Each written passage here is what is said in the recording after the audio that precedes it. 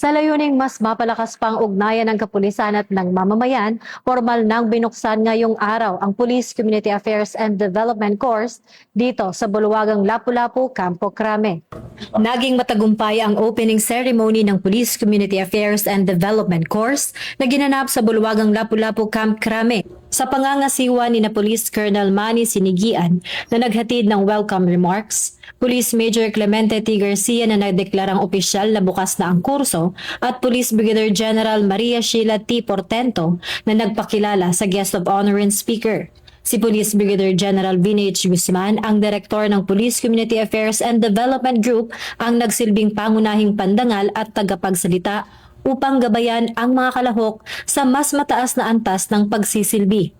Layunin ng masigasig na pagsasanay na ito na ihanda ang kakayahan ng mga kapulisan sa epektibong pakikipag-ugnayan sa mamamayan. Kadalasan, sa mga hinahawakan ng mga kaso, bago ang ebidensya, bago ang testimonya, bago ang investigasyon, mayroon pa taong magsalita, taong mag-iwala, at saka ang kanawag maniniwala. At ang tawag na yan ay hindi basta-basta na mapangi. Ito ay namapangi lamang na isang salita. Tiwala. Tiwala na buo sa mga gitan ng koneksyon at komunikasyon. At dahil sa isari, what we can see show this. Mula rito sa Bulwagang Lapu-Lapu, Campo Crame, ako po si Patrol Woman Sari Bernales. Nagbabalita para sa Police News Network.